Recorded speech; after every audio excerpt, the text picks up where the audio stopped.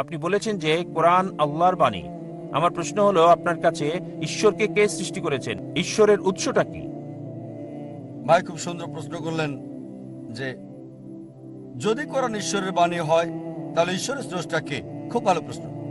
যদি আপনাকে জিজ্ঞেস করি যে আপনার বন্ধু জন একটা সন্তান জন্ম দিয়েছে, আপনি কি বলতে পারবেন সন্তানটা ছেলে না মেয়ে? আপনার বন্ধু জন হাসপাতালে একটা সন্তান জন্ম দিয়েছে, সন্তানটা ছেলে নাকি মেয়ে বলতে পারবেন? অনুমান করে বলেন। না, ছেলে না মেয়ে বলতে পারছি না। সরি, অনুমান করতে পারছি না। চেষ্টা করেন। 50% হলো বলেন। হ্যাঁ, 50 ভাগ, অর্ধেক সম্ভাবনা। ঠিক আছে, বলেন। ছেলে। ছেলে। ভাই পুরুষ কি সন্তান জন্ম দিতে পারে? না। এখন এটা ছেলে না মেয়ে? নামটা মেয়ে নাম হতে হবে। আমি আপনাকে বলছি আপনার বন্ধু জন। আমি জানি না কোনো মহিলার নাম জন হয় কিনা। না, আমরা বলবো না। আচ্ছা আচ্ছা, ধরেন আপনার বন্ধু, ছেলে বন্ধু, সে হাসপাতালে গিয়ে একটা সন্তান জন্ম দিল। সন্তানটা ছেলে না মেয়ে? মেয়ে। পুরুষ কি সন্তান জন্ম দিতে পারে? না। এখন বুঝতে পেরেছেন, পুরুষ সন্তান জন্ম দিতে পারে না, তাহলে ছেলে না মেয়ে এই প্রশ্নটা আসে কি করে? তাই বলা হয়েছে ঈশ্বরকে কেউ সৃষ্টি করেনি। আপনার প্রশ্ন কে ঈশ্বরকে সৃষ্টি করেছে, আমার প্রশ্নের মতো যে পুরুষটা সন্তান জন্ম দিয়েছে হাসপাতালে সেটা ছেলে নাকি মেয়ে, প্রশ্নটাই অযৌক্তিক। কারণ আমরা জানি যে পুরুষ সন্তান প্রসব করে না, তাহলে ছেলে না মেয়ে এই প্রশ্ন আসে কি করে? তাই বলা হয়েছে ঈশ্বরকে কেউ সৃষ্টি করেনি। প্রত্যেক সৃষ্টির একজন স্রষ্টা থাকে, ঈশ্বরের কোনো স্রষ্টা নেই। তাই নাস্তিকের সাথে তর্কের সময় কখনোই বলি না যে সবকিছুরই স্রষ্টা আছে। আমি বলি প্রত্যেক সৃষ্টির স্রষ্টা আছে, ঈশ্বর কোন সৃষ্টি নয়। বলা হয়েছে যখনই আমি বলবো ঈশ্বরের স্রষ্টাকে, আর সে ঈশ্বর নয়। তার সংজ্ঞা হচ্ছে আল্লাহর কোন স্রষ্টা নেই। আশা করি উত্তরটা পেয়েছেন। ঠিক আছে, ধন্যবাদ। আমার নাম আরিয়ান পুত্রকুমার নারায়ণ সিং কৌন্তে, দিল্লি থেকে এসেছি। আমি ভালো ইংরেজি বলতে পারি না, এজন্য আমি দুঃখিত। স্যার, আমি জিজ্ঞেস করতে চাই যে ভগবানের বানানো নিয়মে কি পরিবর্তন হতে থাকে? আমি এজন্য জিজ্ঞেস করছি যে ইসলাম ধর্মে বলা হয় যে মানুষের কখনো পুনর্জন্ম হয় না, আর শ্রীমদ্ ভগবত গীতাতে শ্রীকৃষ্ণ অর্জুনকে বলেছিলেন, হে পৃথিবীর মানুষ, যার মানে সবাই কয়েকবার জন্ম নেয়। হয়তো তোমার জানা নেই যে আমার কয়েকবার জন্ম হয়ে গেছে। আমি প্রথমে গীতাতে যে জ্ঞান দিয়েছিলাম তা প্রথমে মানুষকে দিয়েছিলাম, যাকে আপনারা সবাই নূহ আলাইহিস সালাম হিসেবে চিনে থাকেন। আবার পরের বার বলছে যে আমি সূর্যদেবকে এই জ্ঞান দিয়েছিলাম, এখন আমি আপনাকে এটা দিচ্ছি। তাহলে স্যার, আপনি কি বলতে পারেন যে মানুষের কি পুনর্জন্ম হয় নাকি হয় না? সময়ের সাথে সাথে কি ভগবানের দেওয়া নিয়মের কোনো পরিবর্তন হয় কিনা আমি জানতে চাই। ভাই দুটো প্রশ্ন করলেন। প্রথম প্রশ্ন হচ্ছে সর্বশক্তিমান ঈশ্বরের আইন এবং শিক্ষার মধ্যে কোনো পরিবর্তন করা যায় কিনা, পরিবর্তন হতে পারে কিনা। আর দ্বিতীয় প্রশ্ন, একজন মানুষ দ্বিতীয়বার জন্মাবে কিনা, পুনর্জন্ম হবে কিনা। আর একটা উদ্ধৃতি দিলেন গীতা থেকে, এটা দিয়ে পরে বলবো। এবার আসুন আপনার প্রথম প্রশ্নে, ঈশ্বরের বিধান পরিবর্তন হয় কিনা। যদি ঈশ্বরের বিধানটা সময় সংশ্লিষ্ট হয়ে থাকে, যদি সেটা নির্দিষ্ট একটা গোত্রের মানুষের জন্য হয়, নির্দিষ্ট সময়ের জন্য হয়, তবে এটা পরিবর্তন হয়। যেমন ধরেন, আমি আলোচনায় বলেছি তাওরাত, জাবুর, ইনজিল সবগুলোই সর্বশক্তিমান ঈশ্বর প্রেরিত, তবে সেগুলো ছিল একটা নির্দিষ্ট গোত্রের লোকদের জন্য, একটা নির্দিষ্ট সময়ের জন্য। কিন্তু ঈশ্বরের সর্বশেষ এবং চূড়ান্ত নাজিল হওয়ার পর কোনো কিছু যুক্ত করা যাবে না, কোনো কিছুই বাদ দেওয়া যাবে না। কোরআন হচ্ছে সর্বশক্তিমান আল্লাহর সর্বশেষ এবং চূড়ান্ত বার্তা। আর কোনো ওহী নাজিল হবে না। নবী মুহাম্মদ সাল্লাল্লাহু আলাইহি সাল্লাম হলেন সর্বশেষ এবং চূড়ান্ত নবী, আর কোনো নবীও আসবেন না। আল্লাহ বলেন সূরা আহজাব অধ্যায় 33 আয়াত 40, মা কানা মুহাম্মাদুন আবা আহাদিম মিন রিজালিকুম ওয়ালাকিন রাসূলুল্লাহ ওয়া খাতামুন নবিয়্যিন ওয়া কানা আল্লাহু বিকুল্লি শাইইন আলিমা। যে মুহাম্মদ সাল্লাল্লাহু আলাইহি সাল্লাম কোনো পুরুষের পিতা নন, তবে তিনি আল্লাহর রাসূল এবং নবীদের সিলমোহর। আর আল্লাহ সর্বজ্ঞ সর্বজ্ঞানী। নবী মুহাম্মদের পর যদি কেউ বলে সে আল্লাহর নবী, তার কাছে ওহী আসে, তার মানসিক চিকিৎসা দরকার। নবী মুহাম্মদ সর্বশেষ এবং চূড়ান্ত নবী। কোরআনের পর আর কোনো ওহী আসবে না, এ কথা কোরআনে স্পষ্ট বলছে সূরা মাইদা অধ্যায় 5 আয়াত 3। আজ তোমাদের জন্য আমার দিনকে পূর্ণ করলাম। এবং জীবন বিধান হিসেবে দিলাম ইসলাম, আর আমার অনুগ্রহ পূর্ণ করলাম। যখন ধর্ম পরিপূর্ণ করা হয়েছে তখন নতুন কোনো কিছু যুক্ত করা যাবে না, কিছু বাদও দেওয়া যাবে না। আপনার প্রশ্নে হ্যাঁ, পুরাতন ওহী পরিবর্তন হতে পারে, তবে মূল বার্তা প্রথম ওহী থেকে শেষ ওহী পর্যন্ত তাওহীদ সম্পর্কে, আল্লাহর একত্ববাদ সম্পর্কে এক। তাই সব গ্রন্থই যেগুলো কোরআনের আগে এসেছে সেগুলো আসল রূপে আর নেই। মানুষ সেগুলোকে পরিবর্তন করে দিয়েছে, কারণ সেগুলো সর্বকালের জন্য নয় এবং আল্লাহ সেগুলো সংরক্ষণ করার প্রয়োজন মনে করেননি। এবার যদি কোরআনের ব্যাপারে বলেন, আল্লাহ বলেছেন সূরা হিজর অধ্যায় 15 আয়াত 9, আমি কোরআন নাজিল করেছি, আমি এর সংরক্ষণকারী। এই কোরআনকে যদি সমগ্র মানবজাতি পরিবর্তন করার চেষ্টা করে তারা তা পারবে না। সমগ্র মানবজাতি আর জিন একত্রিত হলেও কোরআনকে পরিবর্তন করতে পারবে না। আর পূর্ববর্তী কিতাবের ব্যাপারে বললে হ্যাঁ, তাহলে তা করতে পারবে, তবে চূড়ান্ত বার্তার ক্ষেত্রে পারবে না। এটা হচ্ছে চূড়ান্ত। এবার আসুন আপনার দ্বিতীয় প্রশ্নে। স্যার, আমার দ্বিতীয় প্রশ্ন ছিল আমার যে মনে আছে দ্বিতীয় আল্লাহর প্রশ্ন। কাছে মনে আছে, আমার যে মনে আছে। তিনজন মানুষ থাকে, তাদের সাথে আমাদের ব্রহ্মা, বিষ্ণু আর মহেশ, এই তিনজনের কাজ আলাদা আলাদা। তার মানে প্রথমে ব্রহ্মা যে প্রাণী যে কাজই করে সে অনুযায়ী তাকে জন্ম মানে আবারও পৃথিবীতে পাঠিয়ে দেয়। দ্বিতীয় কাজটি করে বিষ্ণু। বিষ্ণুজি সবাইকে লালন পালন করে আর তাদের দায়িত্বে থাকে। তৃতীয় যে মহাদেব আছেন, যাকে দেব আদি মহাদেব ডাকা হয়, মানে যাকে শিবশঙ্কর বলা হয়, আর তিনি সবার হিসাব মিলিয়ে দেন। তাহলে কি আপনাদের মানে আল্লাহর কাছে যে তিনজন থাকেন তারাও কি এই একই কাজ করেন? ভাই, আপনি ইসমাইল, ইসরাইল। নতুন প্রশ্ন করলেন, সেটার জি। উত্তর দেব। আগে পুরাতনটার উত্তর দিয়ে নেই। জি আপনি পুনর্জন্ম সম্পর্কে জিজ্ঞেস করেছেন, জি এখন সেটার উত্তর চান কি চান না? জি চাই। চান, তাহলে পুনর্জন্ম সম্পর্কে প্রথমে কিছু বলি, তারপর ব্রহ্মা, বিষ্ণু, শিবা নিয়ে বলবো ইনশাআল্লাহ। দুটোর উত্তর দেব। ভাই একটা নতুন প্রশ্ন করলেন, আমি বললাম আগে পুরনোটার উত্তর দেব, তারপর আমি নতুন প্রশ্নের উত্তর দেব। দ্বিতীয় প্রশ্নটা ছিল পুনর্জন্মে বিশ্বাস করি কি না দ্বিতীয় জীবনে। এবার পুনর্জন্মের ব্যাপারে বললে ভগবদ গীতা থেকে উদ্ধৃতি দিলেন, তবে বেদ হিন্দু ধর্মের সবচেয়ে পবিত্র গ্রন্থ। বেদ হচ্ছে প্রথম, এগুলো হচ্ছে শ্রুতি, তারপরে আসে হচ্ছে স্মৃতি। মহাভারতের অংশ হলো ভগবদ গীতা। যদি ভগবদ গীতা বেশি পড়া হয় বেদের চেয়ে, তবে নির্ভরযোগ্যতার ক্ষেত্রে বেদ হচ্ছে উপরে। বেদ পুনর্জন্ম সম্পর্কে বলছে, পুনর্জন্ম মানে পরবর্তী জীবন। আর যদি কোরআন পড়েন, কোরআনও এই কথা বলছে। কোরআন বলছে আপনি পৃথিবীতে আসবেন, তারপর মারা যাবেন, আবার পুনরুত্থিত হবেন। পূর্ণ মানে পরবর্তী, জন্ম মানে জীবন, পুনর্জন্ম। কোথাও বেদ বলছে না জীবন মৃত্যু, জীবন মৃত্যু, জীবন মৃত্যু, কোথাও বলছে না এই কথা, কোথাও বলেনি। ভগবদ গীতাও এ ব্যাপারে কিছু বলেনি। আপনি যে উদ্ধৃতিটা দিয়েছেন ভগবদ গীতা অধ্যায় 4 অনুচ্ছেদ 22, আমি রেফারেন্সটা দিচ্ছি। এটা ভগবদ গীতায় উল্লেখ আছে। হিন্দুদের মতে এটা সর্বশক্ত ঈশ্বরের বাণী। তাতে বলা হয়েছে যেহেতু মানুষ কাপড় পরিবর্তন করে, পুরাতন কাপড় ফেলে দেয়, নতুন কাপড় পরিধান করে, একইভাবে আত্মা নতুন দেহের ভেতরে যায়, পুরাতন দেহকে ফেলে দিয়ে নতুন দেহে যায়। আমার কোনো সমস্যা নেই, পৃথিবীতে এই দেহ আছে, যখন মারা যাবেন আপনাকে উঠানো হবে নতুন দেহে, সমস্যা নেই। এটা কোরআনের সাথে মিলছে, বেদের সাথে মিলছে। তবে এই দর্শন যেটা বললেন পুনর্জন্মের ব্যাপারে সংস্কৃত ভাষায় বলা হয়েছে সংস্কারা, পুনর্জন্মের থিওরি, জীবন মৃত্যুর থিওরি বলা হয় পুনর্জন্ম। ঠিক এই থিওরিটা দাঁড় করিয়েছেন হিন্দু ধর্মের পণ্ডিতরা, বেদের কোথাও উল্লেখ নেই। কেন? কারণ তারা ব্যাখ্যা দিতে পারতো না। কেন কিছু লোক দেব, কিছু লোক ধনী, কিছু লোকের জন্ম গরিব পরিবারে, কিছু লোকের সুস্বাস্থ্য আছে, কিছু লোকের বংশগত হৃদরোগ আছে, ঈশ্বর এমন অবিচার করছেন কেন? তারা এর কোনো ব্যাখ্যা দিতে পারেনি। তাই তারা একটা দর্শন নিয়ে এলো জীবন মৃত্যুর, কর্ম আর ধর্ম। কর্ম হচ্ছে কাজ, ক্রিয়া, ধর্ম হচ্ছে বিধান। তাহলে ব্যাখ্যা কি কেন ঈশ্বর অবিচার করছেন? কেন একজন মানুষ হৃদরোগ নিয়ে জন্ম নেবে? শেষ জীবনে সে কিছু পাপ করেছিল। এই দর্শন অনুমান হিন্দু ধর্মের পণ্ডিতদের, এটা বেদের নয়। তাই তারা এই দর্শন নিয়ে এলো আর বলল যদি ভালো কাজ করো পরবর্তী জীবনে উঁচু জাতে জন্ম নেবে তোমরা। আর হিন্দু ধর্মের বিশ্বজনীন ভ্রাতৃত্ব হচ্ছে সব জীবন্ত প্রাণী ভাই। তাই হতে পারে কখনো জন্মাবেন তেলাপোকা হয়ে, কখনো বা ইঁদুর হয়ে, কখনো বিড়াল হয়ে, কখনো কুকুর, কখনো মানুষ হিসেবে। মানুষ হচ্ছে সর্বোচ্চ লেভেল।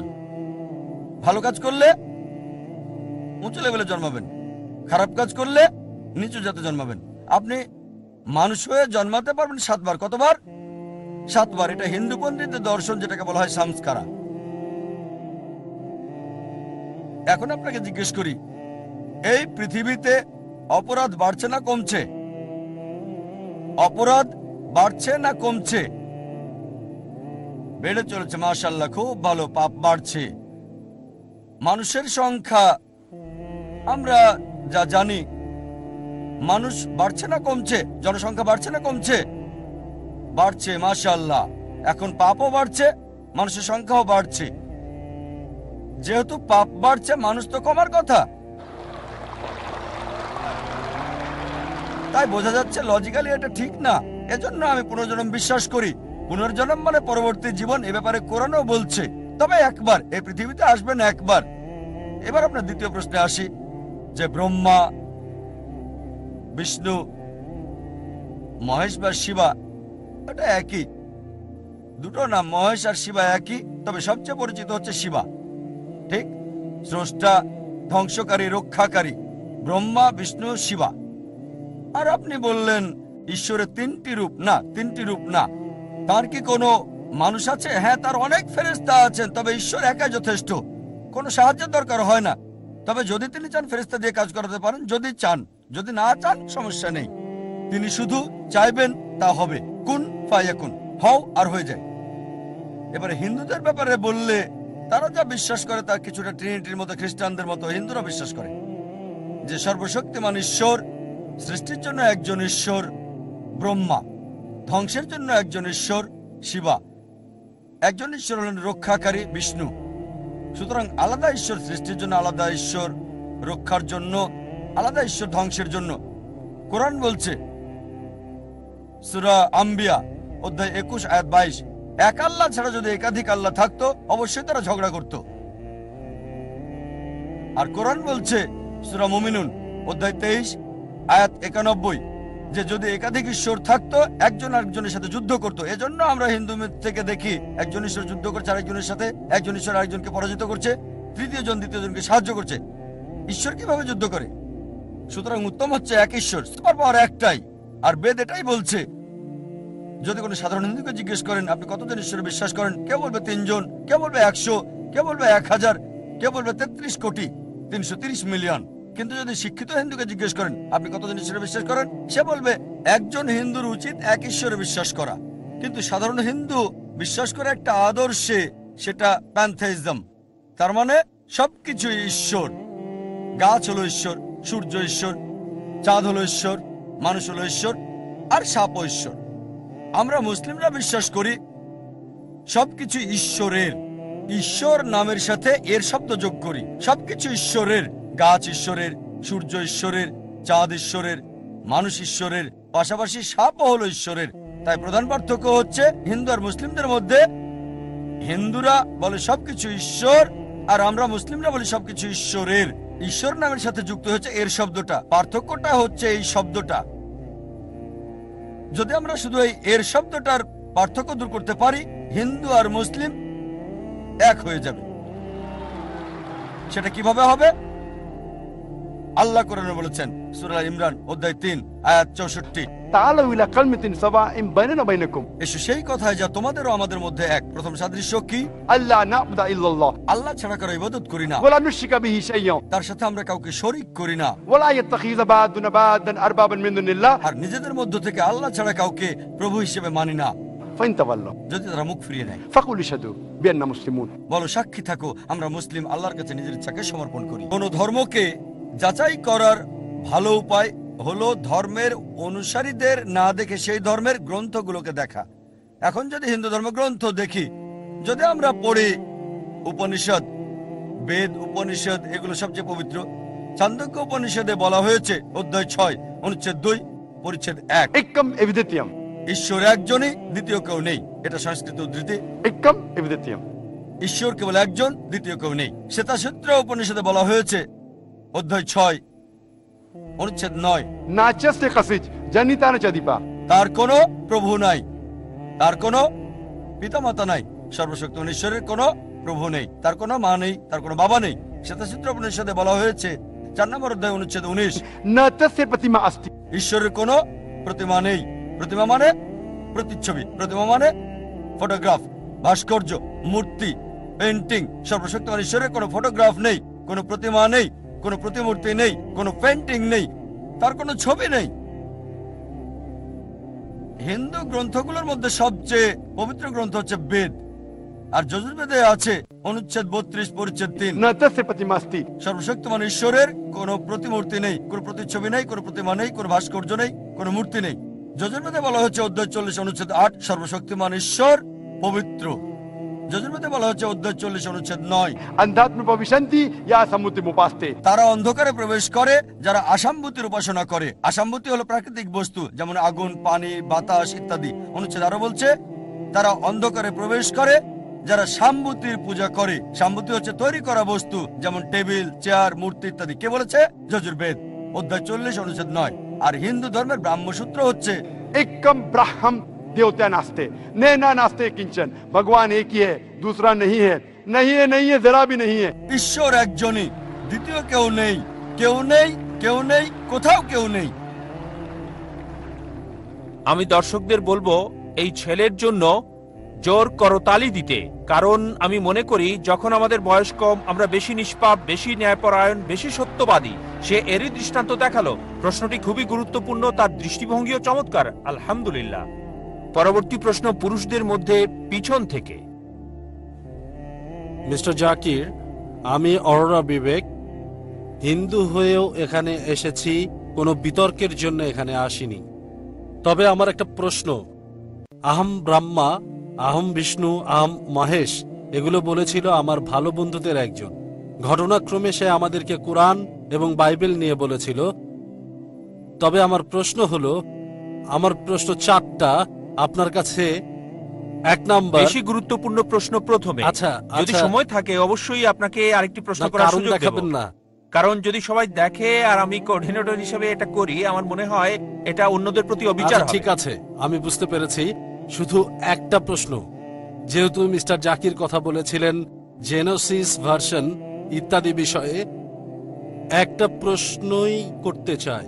যেহেতু আপনি কুরআন আর বাইবেলের মধ্যে একটা তুলনা করেছেন, কেন বেদ, কুরআন আর বাইবেলের মধ্যে তুলনা করছেন না? সবগুলোই নিজ ক্ষেত্রে বহুমুখী, একটা আরেকটার সাথে ঘটনাক্রমে সম্পর্কিত।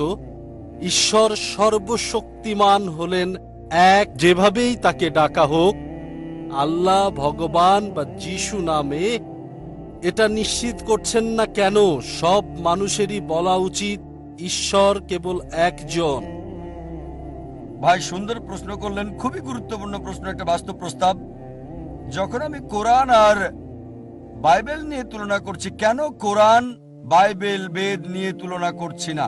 আর বললেন যে কেন সবগুলোকেই মানছি না। এটাই আমি সব মানুষকে বলি। কোরআন বলছে तालु इला कलमतिन सवाइम बैनना बैनकुम। এসো সেই কথা যে আমাদের ও তোমাদের মধ্যে এক। ভাই, প্রত্যেক মানুষকে আমি যা বলি, যে কেউ হোক, হিন্দু, খ্রিস্টান, মুসলিম, ইহুদি, শিখ, পার্সি, সমস্যা নেই। আমি তাদের বলি একটা সহজ কথা যা সবাই মানবে। কমপক্ষে একটা গ্রন্থকে ঈশ্বরের বাণী বলে মানি, সবাই তাতে রাজি হবে। হিন্দু বলবে ঠিক আছে বেদ ঈশ্বরের বাণী, খ্রিস্টান বলবে বাইবেল ঈশ্বরের বাণী, মুসলিম বলবে কোরআন ঈশ্বরের বাণী, শিখ বলবে আদি গ্রন্থ ঈশ্বরের বাণী, পার্সি বলবে আবেস্তা ঈশ্বরের বাণী। সমস্যা নেই, সবগুলো গ্রন্থকে একত্রিত করেন। যে বিষয়গুলো কমন অন্তত সেগুলো মেনে চলি, যেগুলো মিল নেই সেগুলো পরে আলোচনা করা যাবে। ঠিক আছে? আমি শুধু তাদেরকে বলি যে বিষয়টা সবগুলো গ্রন্থে কমন, চলুন সেটা মেনে চলি। কারণ কমপক্ষে দুঃখিত স্যার কথা বলার জন্য, ভাই আমার আপনার উপর উত্তরটা কথা শেষ বলার করতে জন্য দিন, দুঃখিত। পরে আমি প্লিজ শেষ করার পরে প্লিজ উত্তরটা মিস্টার শেষ জাকির। করার পরে আপনি বলতে পারবেন। হয়তো যেটা বলতে চান সেটা আমার উত্তরে আছে, ঠিক? হ্যাঁ, আস্তে আস্তে যাই। ঠিক স্যার। গাণিতিক কোনো সমস্যার যদি সমাধান করতে চান, সরাসরি উত্তর দিলে হবে না, স্টেপ বাই স্টেপ আমাদেরকে যেতে হবে, 1 2 3 4। জি স্যার। আমার অনুরোধ হলো সব গ্রন্থে যে বিষয়টা কমন চলুন সেটা মানি আমরা, যেটা কমন না সেটা পরে দেখা যাবে। ঠিক, এখন সব গ্রন্থে কমন হচ্ছে ঈশ্বর একজন। চলুন বিশ্বাস করি ঈশ্বর একজন। বেদ বলছে ঈশ্বর একজন, আমি বলিনি যে Ekam evidityam. ঈশ্বর কেবল একজন, দ্বিতীয় কেউ নেই। বাইবেল বলছে যে গসপেল অফ মার্ক অধ্যায় 12 অনুচ্ছেদ 29, বুক অফ ডিউটেরোনমি অধ্যায় 6 অনুচ্ছেদ 4, Shama Israel o adna ilharna ikhad. শোনো ইসরায়েলবাসী, প্রভু আমাদের প্রভু একজন। ইহুদিরা খ্রিস্টানরা এটা বলে, কোরআন বলছে কুল হুয়াল্লাহু আহাদ, বলো তিনি আল্লাহ এক অদ্বিতীয়। তাহলে ট্রিনিটি আসে কোত্থেকে? এই ব্রহ্মা বিষ্ণু শিবা আসে কোত্থেকে? কোথায়?